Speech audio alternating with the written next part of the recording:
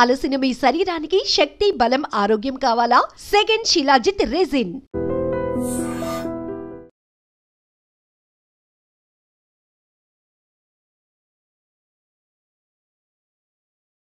Welcome to iDream channel. This is Pawan.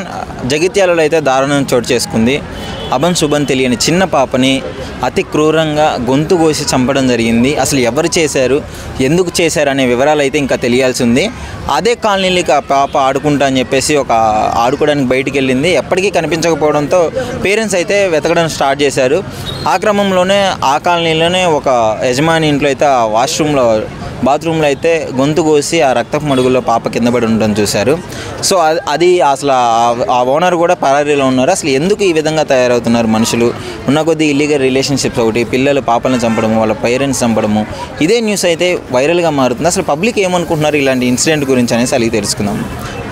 Hi bro. Hi అండి. Bro, జగిత్యాలలో ఒక చిన్న పాపను చంపడం జరిగింది. ఏంటి ఈ విధంగా చాలా ఇన్సిడెంట్లు మనం చూస్తూనే ఉన్నాం రెగ్యులర్గా, భర్తలు భార్యలను చంపడము. ఇది అంటే చిన్న పాప, 5 ఏళ్ల పాపని గొంతు కోసి చంపాడు. అలాంటి అవసరం ఎవరికి ఉంటుంది, ఎందుకని అనుకుంటున్నారు ఈ విధంగా? సో అలాంటి ఫస్ట్ చంపడం అనేది చాలా తప్పండి. చిన్నపిల్ల 5 years కాబట్టి అమ్మాయికి ఏం తెలియదు ఫస్ట్ ఆఫ్ ఆల్. బట్ దాని వెనకాల ఏముందనే మనకేం తెలియదు. సో ఇంకా ఆధార్లే మనకు కనిపించలేదు కాబట్టి వాళ్ళ పేరెంట్స్ ఉన్నారా, లేకపోతే వాళ్ళ ఫ్యామిలీస్ వాళ్ళు ఉన్నారా, ఇంకేంటి అనేది మనకు తెలియదు. సో తెలిస్తే కానీ చెప్పవచ్చు. బట్ అలా చేయడం మాత్రం చాలా తప్పు అండి. చిన్నపిల్ల తను తెలియదు కాబట్టి తనకి అలా చంపకూడదని తప్పు. సొసైటీలో అలాంటివి బాగా జరుగుతున్నాయి. బట్ ఇలాంటి వాటికి మంచి కఠిన శిక్ష వస్తేనే ఇంక మన ఇండియా బాగుపడుతుంది. యాక్చువల్లీ చట్టాలంటే ఎవరికి భయం లేదు. రెగ్యులర్గా ఎన్ని జరుగుతున్నా ఇలాంటి అంటే ఇంతకు మించి ఇంకొకటి జరగదు అనుకునే క్రమంలో అంతకు మించి ఇంకోటి జరుగుతూనే ఉంది. సో మన ఇండియాలో ఏంటంటే దర్జాగా తిరగచ్చు అండి. హత్య చేసినా కానీ, ఎవరినైనా ఇంకేదైనా చేసినా, రేప్ చేసినా కానీ దర్జాగా తిరగచ్చు. ఎందుకంటే ఇండియాలో దానికి శిక్ష అనేది చాలా టైం పడుతుంది అవడానికి. సో అదే యూఎస్లో కానీ, యూకేలో కానీ ఇలాంటి డైరెక్ట్ ఎన్కౌంటర్ చేస్తున్నారు. సో అలాంటి చట్టం మన ఇండియాలో వస్తే కానీ అప్పుడు ఇవన్నీ తగ్గుతాయి. లేకపోతే ఇంకొక ఇలా అయిపోతుంది మొత్తం. నాకు తెలిసి మగజాతినే ఉండకపోవచ్చు మన భూమి మీద ఇండియాలో. ఓకే, అంటే ఆ పాపను చంపాల్సినంత అవసరం ఎవరికి ఉంటుందండి? అంటే ఏం తెలియదు పాపకి. ఉంటే పేరెంట్స్ మీద కక్ష అయి ఉండాలి, లేదంటే ఈ పాప మీద ఏమన్నా అత్యాచారం జరిగిందా అనేసి వివరాలు అయితే తెలియాల్సి ఉంది. సో నాకు తెలిసి అయితే ఒకటి ఆశన్న ఉండాలి, లేదంటే అత్యాచారం ఉండాలి. ఎందుకంటే ఇంకా మనకి రిపోర్ట్స్ ఏం రాలే కాబట్టి ఈ రెండింటి మీద ఆధారపడి ఇంకే విధంగా అయితే అది ఉండదు. ఇంకా ఉంటే డబ్బు, లేదంటే రేప్ చేయరు ఉండాలి. ఈ రెండు జరిగింది కాబట్టి ఇంకేం తెలియదు కాబట్టి మనకు వెయిట్ చేయాలి. ఇంకా ఫైనల్గా 1 క్వశ్చన్ అండి, ఎందుకు ఈ జనరేషన్లో ముఖ్యంగా ఈ మధ్య కాలంలో ఇలాంటివి ఎక్కువగా వింటున్నాము?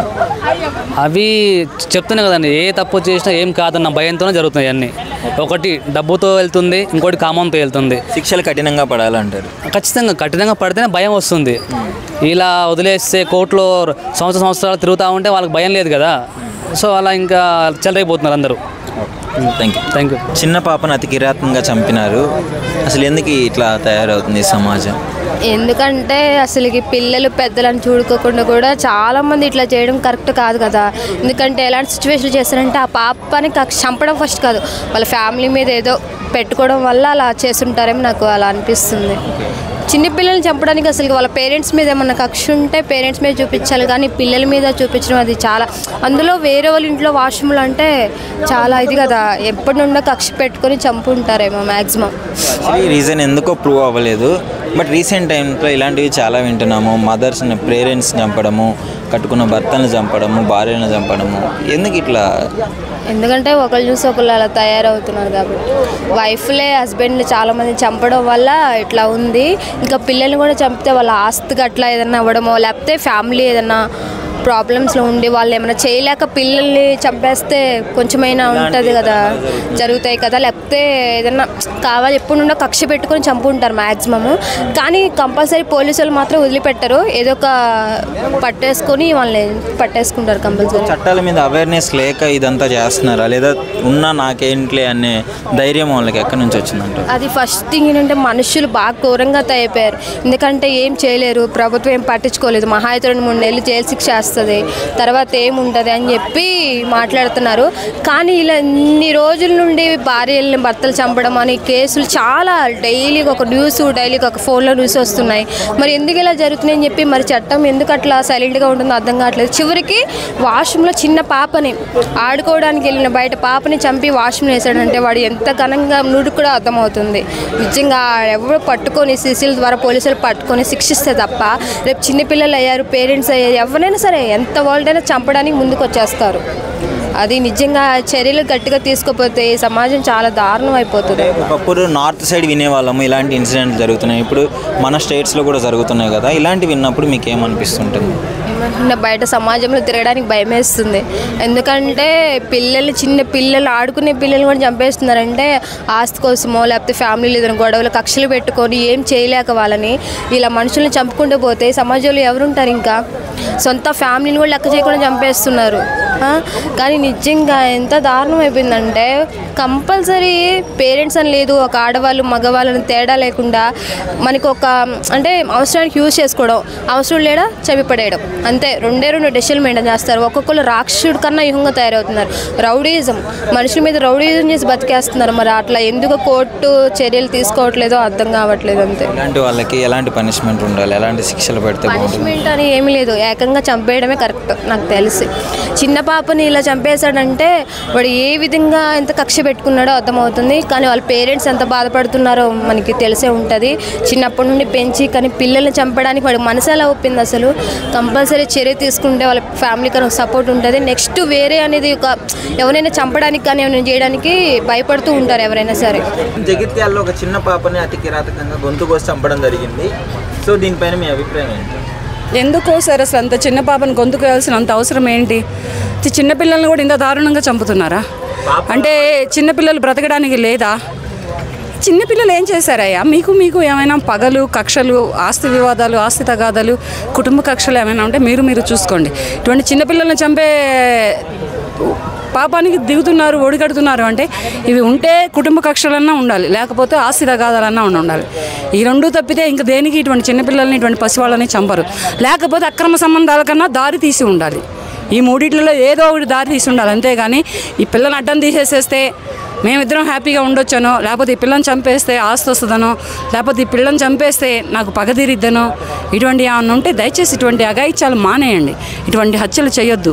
చిన్నపిల్లలు ఏం చేశారు? ఆ పాపకి ఏం తెలుసు? 5 ఏళ్ళంటే చక్కగా ఆడుతూ పాడుతూ హ్యాపీగా తిరిగే పాపని అన్యాయంగా చంపారంటే అసలు ఇది చాలా కూడా తెలియదు. ఆడుకోవడానికి బయటికి వెళ్ళి ఒక బాత్రూంలో పడేశారు గొంతు కోసి. ఆయన రూమ్ ఓనర్ కూడా పరారీలో ఉన్నట్టు తెలుస్తుంది. ఆ రూమ్ ఓనర్కి ఏమైనా సంబంధాలు ఉన్నాయా? ఆ రూమ్ ఓనర్కి ఏమైనా తెలుసా? ఇన్వెస్టిగేషన్ చేస్తున్నారు. కానీ ఇటువంటి మరీ ఇంత దారుణంగా చంపడం అంటే ఇది అసలు తలుచుకుంటుంటే నా చక్కగా చిన్న పాప చక్కగా ముద్దులు ఒలుకుతూ ఉంటుంది, చక్కగా క్యూట్గా బాగుంటుంది. అటువంటి అమ్మాయిని చంపడానికి వీళ్ళకి చేతులు ఎలా వచ్చినాయి? చూస్తేనే చక్కగా ముద్దాడు బుద్ధి అవుతుంది. అటువంటి చిన్నపిల్లల్ని చంపడానికి వీళ్ళకి చేతులు ఎలా వస్తున్నాయి? కత్తులు ఎలా వెళ్తున్నాయి ఆ పిల్లల మీదకి? అటువంటి పసి హృదయాలు, పసి ప్రాణాల మీదకి కత్తులు ఎలా వెళ్తున్నాయి? వాళ్ళకి ఏం తెలుసని ఇటువంటి గొంతు కోసి దారుణంగా చంపారో అర్థం కావట్లేదు. వీళ్ళకి పనిష్మెంట్స్ ఎలా ఉంటే చేయబోయే వాళ్ళకి కానీ కొంచెం మారే అవకాశం ఉంది?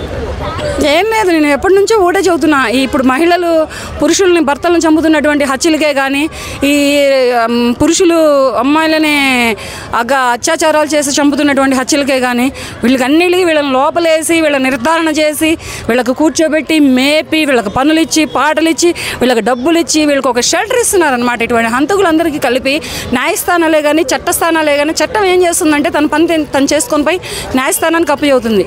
న్యాయస్థానం నిర్ధారణ నిజానిజాలు తెలుసుకొని వీళ్ళని కూర్చోబెట్టి మేపుతున్నారు.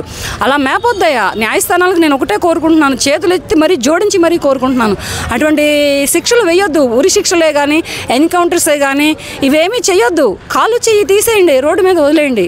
ఒకటే కోరుకుంటున్నాను నేను.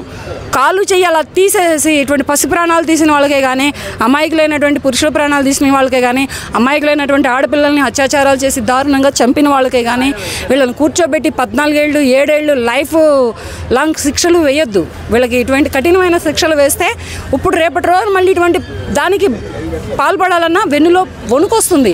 ఇప్పుడు ఏమనుకుంటుందంటే ఇప్పుడు చట్టస్థానాలు న్యాయస్థానాలు ఇప్పుడు ఏం చేస్తున్నాయి అంటే ఏదో తీసుకెళ్తున్నాయి, బెయిల్ మీద వదిలేస్తున్నాయి, అది ఆసరాగా తీసుకొని వీళ్ళు ఇంకా ఇలా రెచ్చిపోతున్నారు.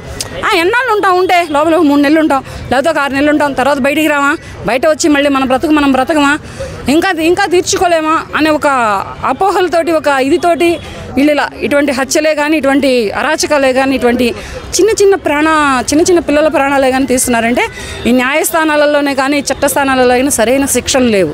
అదే వేరే సౌదీ కంట్రీలో చూడండి, తలకి తల, చెయ్యికి చెయ్యి, కాలుకు కాలు, ప్రాణానికి ప్రాణం, దేనికి అదే తీస్తున్నారు. అలా తీయొద్దు. వీళ్ళని కూర్చోబెట్టి మేమొద్దు, వీళ్ళకి ఉరి శిక్షలు వేసి అరగంటలో ప్రాణం కూడా తీయొద్దు. పడతారు, ఒక వారం రోజులు మొదలు పడతారు. ఇలాంటి తప్పులు చేసిన వాళ్ళకి, ఇటువంటి హత్యలు చేసిన వాళ్ళకి, ఇటువంటి మానభంగాలు చేసిన వాళ్ళకి, ఇటువంటి పసిపిల్లలను చంపిన వాళ్ళకి, ఇటువంటి భర్తలను చంపిన వాళ్ళకి, ఎవరికైనా కానీ, అటు సైడ్ మహిళలకే కావచ్చు, ఇటు సైడ్ పురుషులకే కావచ్చు, ఎవరికైనా కావచ్చు, ఒక కాలు ఒక చెయ్యి, రైట్ హ్యాండ్ లెఫ్ట్ లెగ్, లేదా లెఫ్ట్ హ్యాండ్ రైట్ లెగ్, ఈ రెండిళ్ళలో ఏదో ఒకటి తీసేసి రోడ్డు మీద వదిలేయండి. మీకు అంత కఠిన శిక్షలు వేయడం చేత కాకపోతే కఠిన శిక్షలు అమల్లో పెట్టే మహిళలు ఉన్నారు. ఎందుకంటే బిడ్డలను కోల్పోయిన తల్లులు ఉన్నారు, భర్తలను కోల్పోయిన భార్యలు ఉన్నారు, భార్యలను కోల్పోయిన భర్తలు ఉన్నారు, బిడ్డలను కోల్పోయిన తండ్రులు ఉన్నారు. వాళ్ళకి అప్పు చెబితే వాళ్ళు తీసేసేస్తారు ఇటువంటివన్నీ. Thank you.